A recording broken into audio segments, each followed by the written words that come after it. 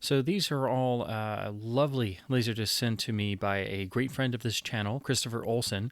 Very, very graciously answered my post in the Laserdisc Forever group when I was asking to see if anybody had a spare copy or a copy of this Val Lewton collection box to sell. This is a title I've wanted to get for a long time. It always eludes me. Copies usually go for quite a bit on eBay for no apparent reason, and they really kind of shot up in the past few years, and I always get outbid on them.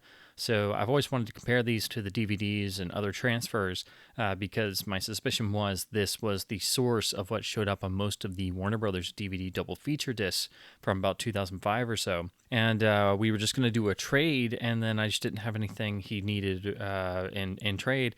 And then he just literally went ahead and sent me this, and very, very graciously. So this whole video is with the greatest thanks to Kristofer for sending me this. And he didn't just send me this beautiful Lewton box set, but a number of other discs. So I knew this needed its own video. So we will start with the big one in this, which is, as you can see, the Val Lewton collection box set. This was done by Image in the early 1990s and has this beautiful art design where, of course, they have all 9 of the RKO Lewton B horrors listed, but just this beautiful cat here, which, of course, fits right in with Cat People being the most famous title of the Lewton 9. But it's a really lovely box, even though obviously it's a very, not necessarily plain, but a very, very simple design on the front, but it just looks gorgeous. And then it's a very thick, sturdy box because this is a nice multi-disc set, but has the nice hard-bound feel, so the box is nice and sturdy. It is hinge-bound, so it is not a lift top, so you will have to keep that in mind. And as you can see, the actual hinge is in good shape because it's very common for sets by this time period to have worn or sometimes broken away, or sometimes original owners would have literally cut this and, conformed it into a lift top box. So here's a really nice touch. They have listed out each film with an accompanying still in chronological order, going left to right and working its way down. This is a beautiful box set produced with a lot of attention to detail and care. This was the first proper presentation for all of the films. Image had previously done a handful on LD before, like there's they did Body Snatcher and Bedlam, I believe Isle of the Dead, and an early version of Cat People and I Walked with a Zombie. But I don't think they did all of them. I think there's 1 or 2 that kind of debuted with this box, pretty much the big one being The Ghost Ship, which was the one title that was not seen for many, many decades due to some legalities back in the 1940s. It just pretty much got shelved, so that's why it's usually the best condition of the 9, simply because it literally wasn't seen until about 1992, 93, when it was rediscovered at, when it was shown at film festivals in the early 90s, so everybody could actually finally see it. So it's definitely in the best condition of all 9. So I don't know how this compares to all of the previous Image discs that are standalones, but I was interested to compare these to the DVDs and also compare Cat People to the Criterion edition that I love, which is my favorite version of the film on disc because it's the one I've watched most. And I will say it does seem like it is that same transfer. It's a print scan. Has the same damage marks and stuff. So the only difference on here being because it's in a box set and one film goes into each, it's all CLV, whereas, the Criterion, because these are films that are, just over 70 some odd minutes, you get the whole second side in CAV and then a nice selection of stills and then the brilliant Bruce Eder commentary on the Criterion release. So it is cool to finally have them both, but it is the same transfer, so you're not losing anything by having this versus the Criterion outside of the extras and half of it being CAV. But it does seem like these are the source of what got used for the Warner Brothers DVDs, so my hunch was right in that sense. Then they did record an audio commentary for the Body Snatcher, which they proudly proclaim here, where they got Robert Wise to sit down and talk about the Body Snatcher, his time in the Lewton unit, working with Val Lewton and Mark Rosen and everybody else in the Lewton unit. And, for any fan of these films, it's a must listen. That did carry over to the Warner DVD. if I'm remembering correctly, the actual commentary they did for Body Snatcher, it doesn't run the entire film. I think it checks out at a certain point, which is why on the DVD it turns into a partial Steve Haberman commentary. So it's one of those tracks where it's not 100% of the entire film length. It's sort of a cross between a commentary and a conversation piece, but it's still just, for somebody, sitting down and talking honestly, the reminiscences from the golden age of Hollywood. It's just, it's a golden nugget of a track. But that originated here.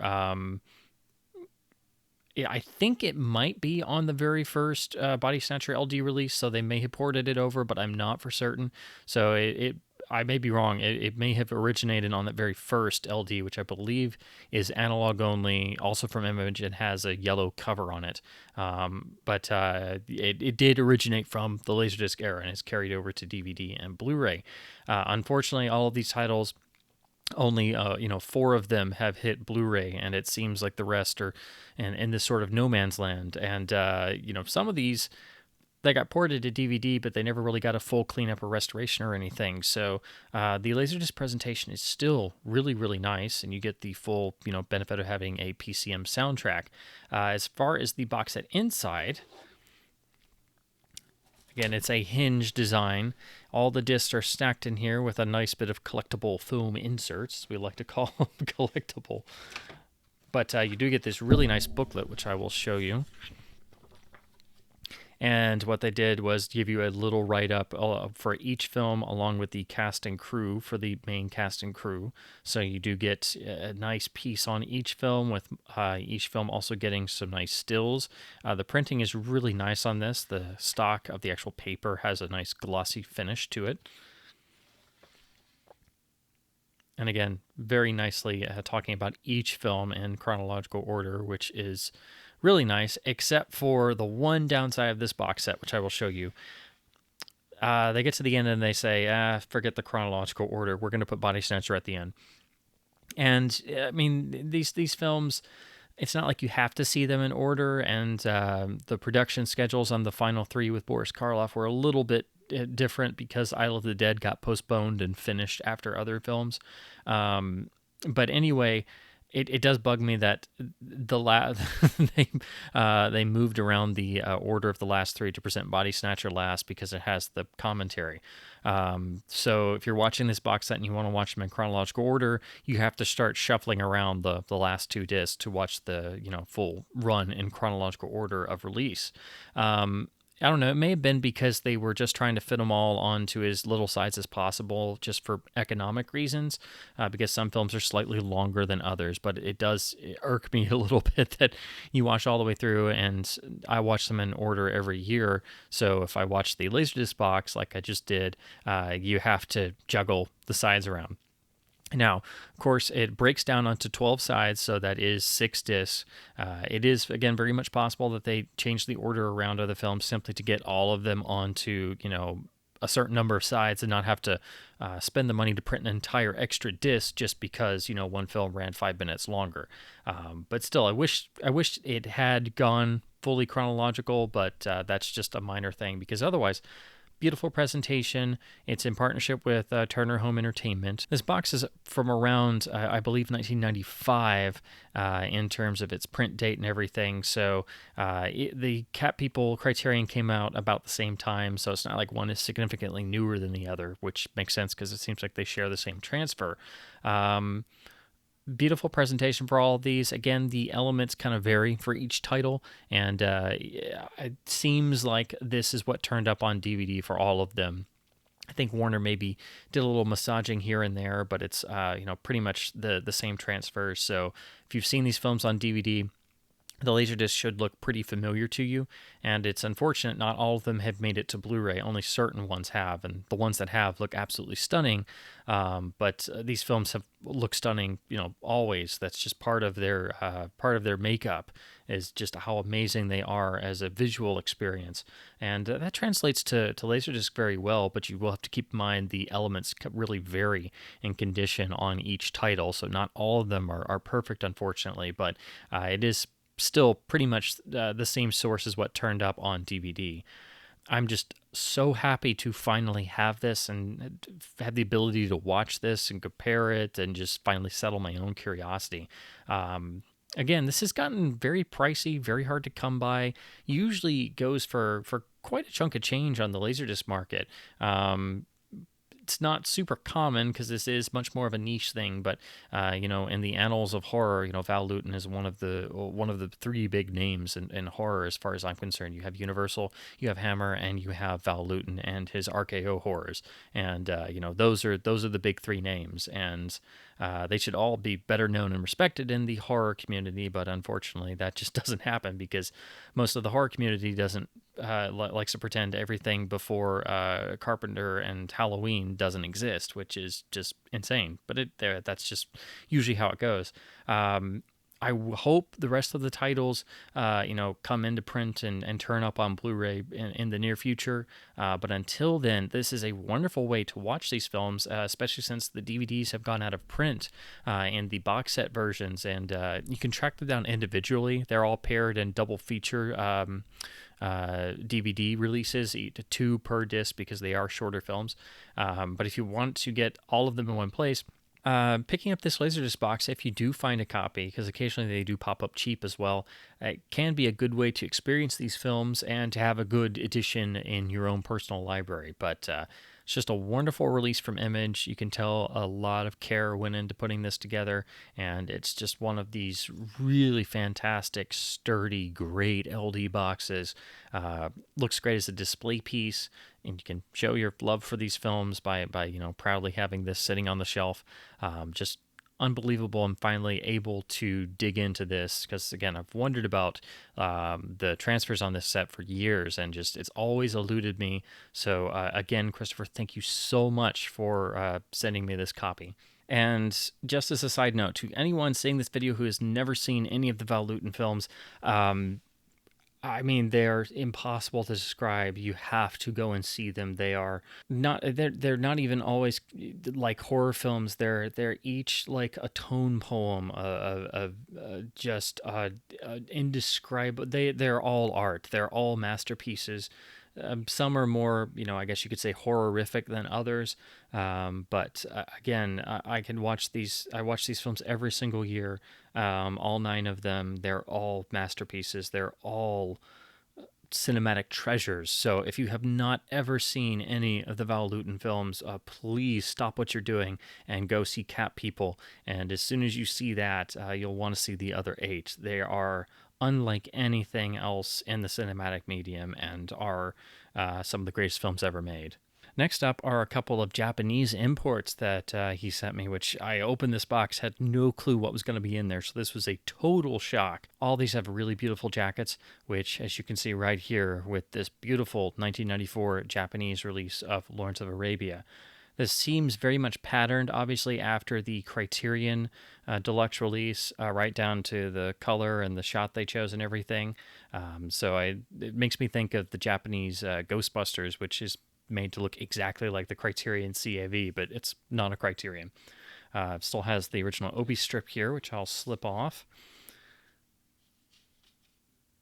Pretty standard, but very nice looking. And of course, Obi strips are always super awesome, super cool, even though it's obviously just a piece of paper. We all geek out on these too much. And what I love about this is it, credits newly restored director's cut in 70mm Dolby Stereo. So, talking obviously about the 1989 Robert Harris, Jim Katz restoration of the film, which brought it back to, some semblance of its original splendor from 1962. This film needs no introduction. If you have not seen Lawrence of Arabia, stop what you're doing whatsoever and go experience one of your great life moments with Lawrence, because it literally is the one of, if not the towering achievement in cinema history, really, the greatest of all epics. Of course, watching a Super Panavision 70 masterwork in 420i, it's obviously better than VHS. It's obviously, thankfully, not pan and scan, but you'll never hit the full brilliance of what was on the original, 70 millimeter print source. But that being said, it's really amazing to see how well they were able to transfer such a majestic visual experience to standard definition video back in the day. This is obviously based on, again, the 1989 restoration. Here it was released by Criterion and Columbia as well. And then Sony did a reissue in '94, which I always wanted to pick up, but is unfortunately a bit rot prone due to it being pressed at DADC. But what's cool about this, even though it looks like an older pressing and it uses some semblance of what looks like the Criterion art, this is actually a pressing from 1994. So it seems like it is that 94 US remastering on LD, which is actually the last Laserdisc that Lawrence got on standard Laserdisc, but on a lovely rot-free Japanese edition. And you do get a lovely gatefold. Of course, it's unfortunately in black and white, like a lot of Japanese gatefolds, and of course, all the pertinent information is in Japanese. But here, I think it's a nice touch. You get a lovely map of the geographic locale of the film and the borders of the time and the bodies of water and things. So you get a sort of physical sense of where the action is taking place. But of course, it's all in Japanese. And then here is what presumably is your cast and crew listing, but again in Japanese. You also get the breakdown of chapters, which I believe also had some more information about each chapter and some, I guess what looks like maybe a little write-up because the text is quite big. But of course, since I can't really read Japanese, this is it's just guesswork at this point.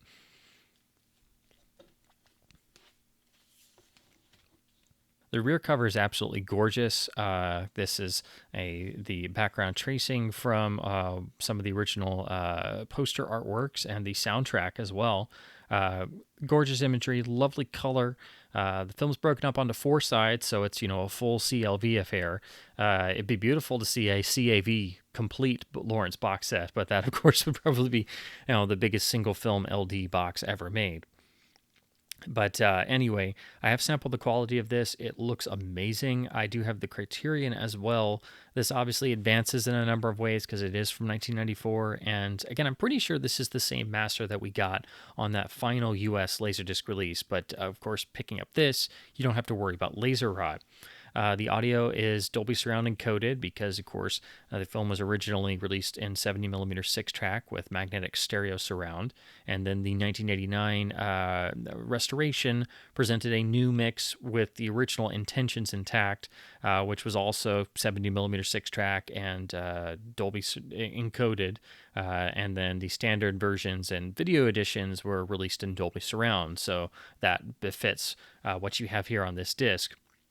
Of course, being a Japanese release, you do have hard-coded subtitles, but they didn't seem to intrude all that much on the picture. But again, I just did a sampling, but I was so impressed by what I saw that I really want to go back and watch more of this particular transfer because, again, I think it's really interesting to see how well they could do with such a challenging film to present in standard definition.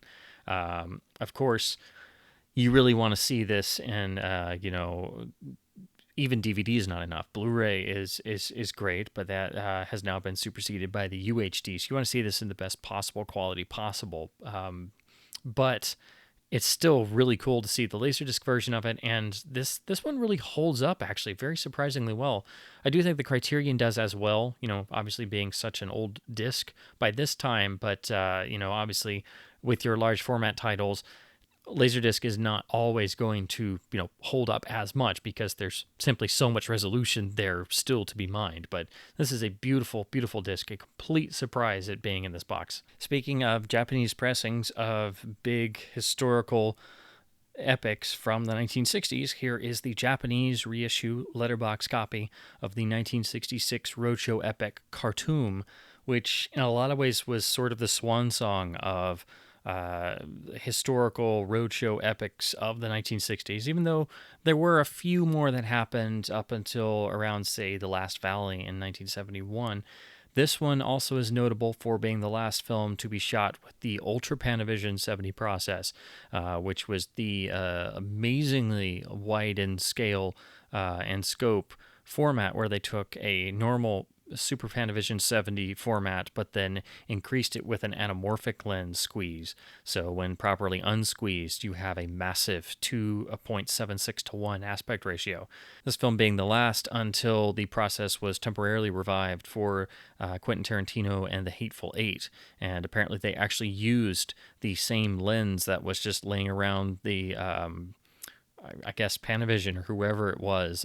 They literally had a lens with a marker on it that's literally said Khartoum. So it's the same lens, just hadn't been used since 1966. So I thought that was a really interesting technical note. And of course, I geek out over that stuff. This film never really has gotten its due. It's more impressive than you think when you go and you see it again. It's just unfortunate it's never gotten a really fancy, beautiful new restoration.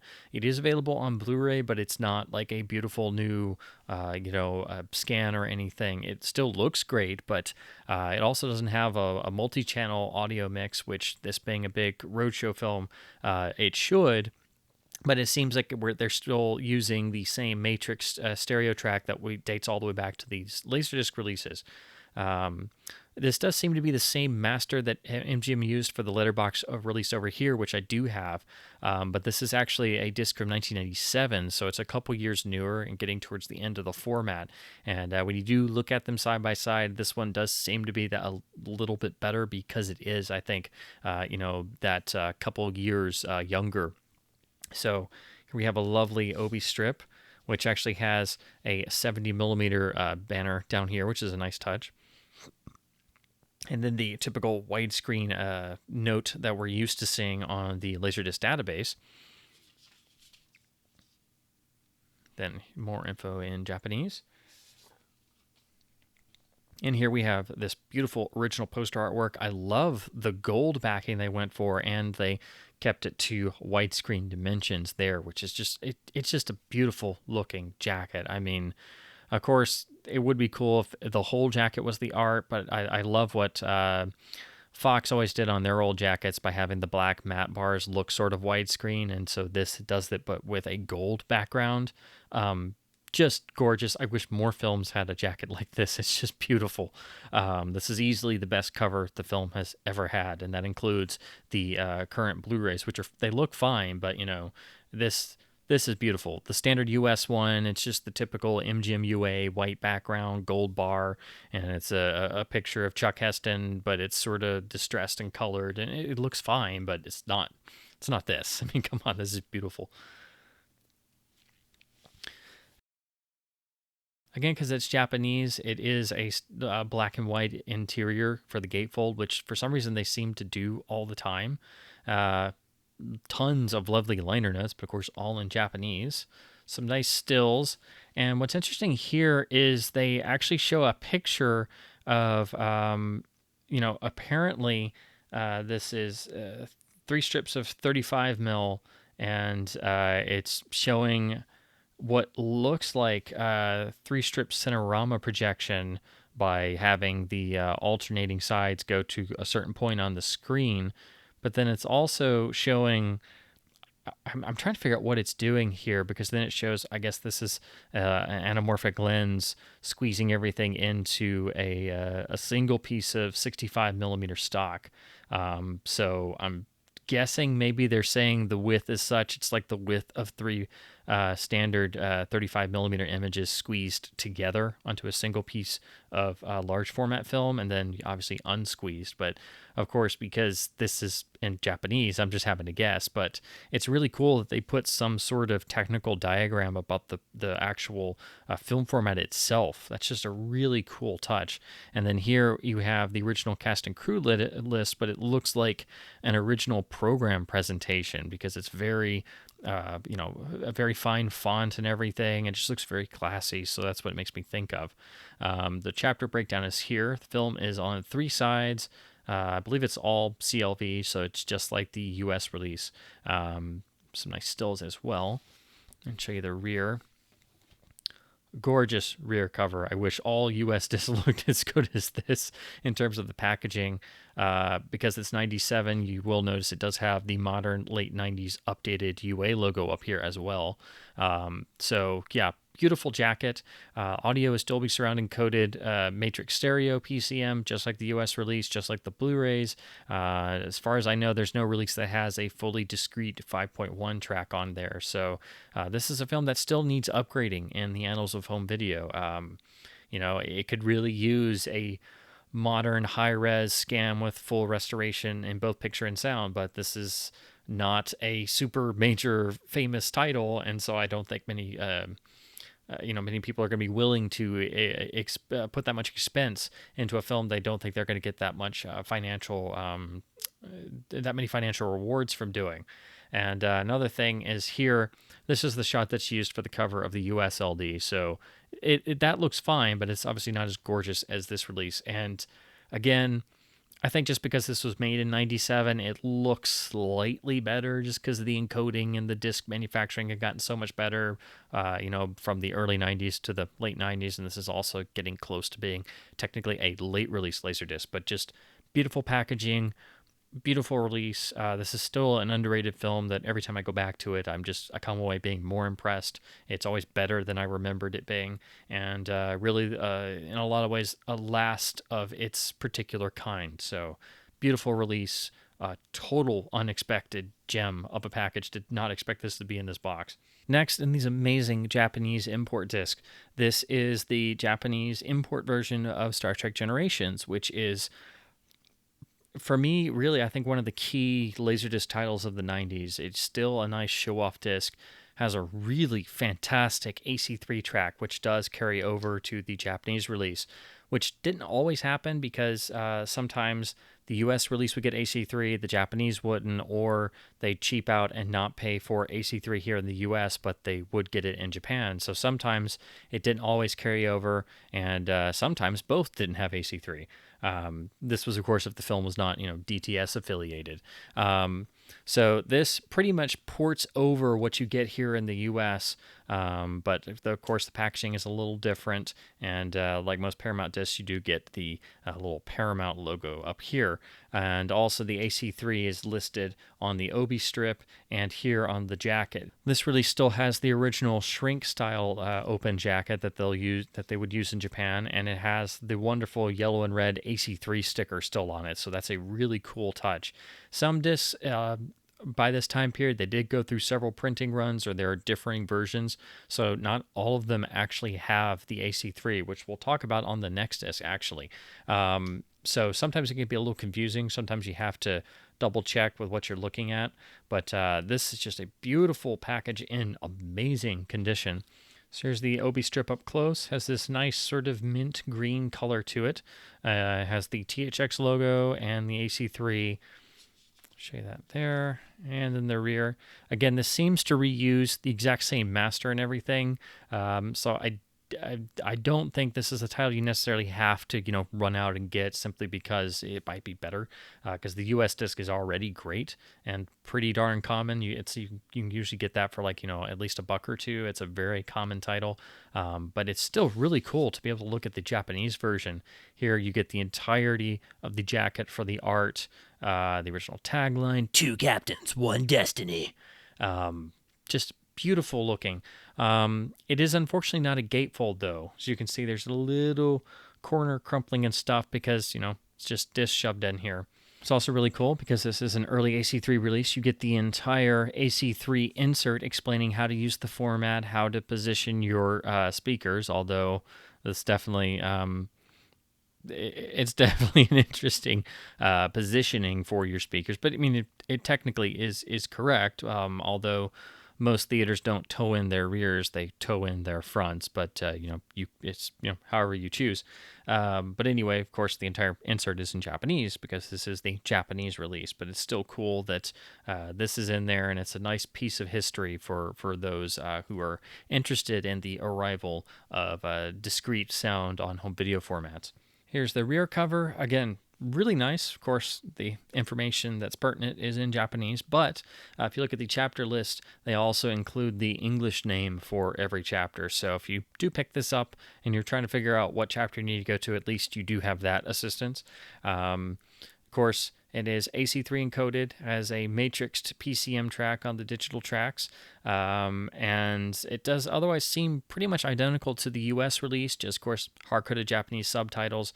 And if you put the US and Japanese discs side by side, if they are the same master, usually you'll have some variation in brightness a little bit and some little things like that. Sometimes one pressing will be a little bit noisier versus the other. This does seem to, pretty much hold its own against the other. They seem pretty relatively close. Of course, also with Japanese discs, you also have to look out. Sometimes they're mastered at a different brightness level. So if the IRE level is very different, you'll notice that very quickly, and you'll have to adjust your brightness to match on your setup because, we're all set up for standard, US NTSC levels, whereas some Japanese discs will have a completely different IRE level. So that's always something else to consider when you're looking at Japanese imports. But this is just a lovely package. Even though it's a film that's pretty common over here, it's still really cool to be able to look at a super minty Japanese copy from the same time point. Again, just this whole box was a total surprise, and this was just another beautiful Japanese import piece. So next up is the next film. So next, of course, is the next film in the Star Trek TNG film series, which is 1996's Star Trek First Contact, which a lot of people consider the strongest of the 4 TNG films. Here is this lovely Japanese presentation. This uses a completely different cover art. Apparently there were, if I'm understanding correctly, I do believe there were 2 versions in Japan. One used the standard poster art and had AC3, so it's pretty much the equivalent of the US version. And then there's this one, which uses totally different cover art, has a different OB strip, but apparently this one doesn't have AC3 on it. It's just matrixed audio, which is kind of interesting. I don't know why they would do 2 versions, or maybe they sold the AC3 version at a premium. I haven't got a chance to fully check this one out yet, so I'm going to plug in my demodulator and just double check, but I do believe the database and the disc itself really indicates it doesn't have AC3, but I'll double check it just in case, but I'm pretty sure it's just matrixed audio only. Again, there were 2 versions of this in Japan. Again, why that happened, I don't know, but this is just gorgeous. So let me pull off the Obi strip, so show that real quick, and then show off this beautiful cover. Gets the THX stamp, widescreen, multi-audio, but again, no real indicator that it's AC3. So here is the jacket in all its glory. It looks incredible. Of course, you still have the Paramount logo here. It's just gorgeous to look at. I don't know if I prefer this over the standard poster version, because that looks great on a jacket as well, but it's still a really cool alternate jacket. And again, really cool piece. I did not even know this existed. I just knew, I thought it was just the standard US cover on the Japanese version. I did not realize there were 2 versions floating around. Show you the rear, which I believe this is pretty close to what you get on the other version, and it looks rather similar to the US copy. Again, THX stamp, Dolby Surround Matrix PCM, analog tracks, which I guess are also Dolby Surround encoded. So I'm pretty sure this does not have AC3 on it. So again, why they did that, I don't know. I don't know if this was maybe a special market or a cheaper disc edition. The US disc already looks and sounds great, so I expect this to, fully live up to that and pretty much be the rough equivalent. But still, just a really interesting alternate jacket. Really beautiful packaging on this release, so this was just a total surprise. Although I just think it's kind of weird that they made this second version that doesn't have AC3 on it, because this is one of those titles that's like, well, if you're going to have AC3, why not have it on the disc? But still, beautiful, beautiful jacket, and definitely not something you see every day. So just another really beautiful surprise piece in this box of LDs. Next up is, I guess, technically an upgrade copy for me, because I already have this disc, but this particular edition is absolutely mint. So I guess I will just trade or sell my old copy. This is, of course, the MGM UA double feature release of the two classic later career Buster Keaton films, The Cameraman and Spite Marriage, which are almost always paired together. And now, of course, this has been Cameraman was restored and is available on the amazing Criterion Blu-ray, which also includes Spite Marriage as a bonus feature. So again, these two films are still paired together to this day. This is under the, unfortunately, very short-lived Silent Classics MGM banner with this sort of silver rendering of the classic MGM UA logo, but with more silver film strips coming out of the side. They did a handful of these pairings and other silent films on Laserdisc, usually with this banner, but unfortunately not too many. Some of them were laser exclusive for a long time. Certain titles have not yet been reissued. Just like, there's a number of silent films that still, like The Crowd is really the big one. The Crowd and Greed are the two that have not yet made the transition over. There are other versions and restorations, but there's no official DVD releases. There's no Blu-ray or anything. There is talk that Warner Archive will hopefully do The Crowd, which is one of the great important silent films. But for these two, the Laserdisc is now, it was first outdated by the DVD, which was the TCM Archives Keaton set, which added some other films as well, but it's still a beautiful presentation, had gorgeous musical scores, digitally encoded, and the transfers are quite excellent. Plus you get a lovely gatefold with tinted stills, as was MGM's typical style, but a nice presentation, good chapter breakdowns, and each film basically gets, it runs on three sides, so of course you'll go from one film right into the other.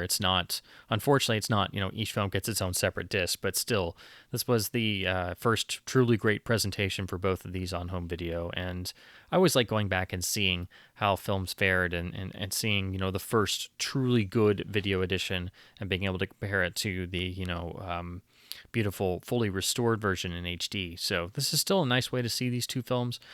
Just, of course, you have the option of seeing them on the wonderful Criterion Blu-ray of The Cameraman now, but still, I love this line from MGM. I wish it had gone further back in the day, but it's still great we got these silent classics on LD when we did. So last in this lot of discs is Criterion Spine number 295, which is the film I Am Cuba, which is a really interesting. It's not quite a documentary. It's not quite a full feature narrative, but it's basically a film with a series of vignettes that sort of try and tell the story of Cuba as a whole from different perspectives in and around the time of the Cuban Revolution. It's a very interesting experience. Again, it's very much of its time period. It definitely gives you a visceral, you are there feeling is really what it's going for. It's a film I haven't seen in a very, very long time, and this is a gorgeous Criterion package. It's later for them, so their artwork has gotten even better, and you have the modern black banner Criterion logo, which is usually indicative of their late release LDs, because this is getting very close to when everybody obviously transitioned over to DVD. This is a gorgeous gatefold, and this was pretty much bankrolled in terms of representing to the world at large by Francis Ford Coppola and Martin Scorsese, which is why they're credited on here. So I believe the Film Foundation would have been involved in the process as well.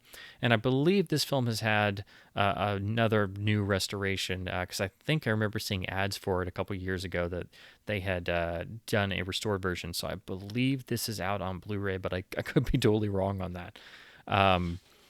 Absolutely gorgeous gatefold, this release right here.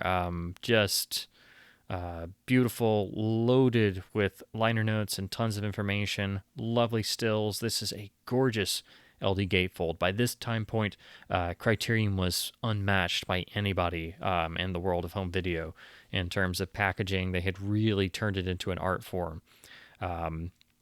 In terms of what you're getting here, you do get the obviously the original mono track.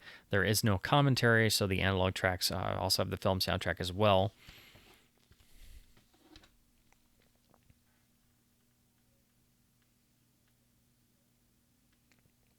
The transfer itself is fully CAV, films 141 minutes, and there's surprisingly no real extras on here. It's just the usual Criterion color bars and the about the transfer notes. But just a gorgeous, gorgeous release for this film, and I'm actually excited to be able to dig into this and continue my quest of trying to see every Criterion Laserdisc release. So this is just a beautiful piece to look at. Gorgeous, gorgeous, gorgeous jacket and gatefold, and again, just another complete surprise. This entire box was just incredible, and again, so thanks again so much to Kristofer, and thanks to everyone who's watched this video. Hopefully you found some discs to add to your own collection, or to seek out for yourself, or just some interesting titles to check out. And thanks for watching, everybody. Stay tuned for more videos from the Laserdisc realm.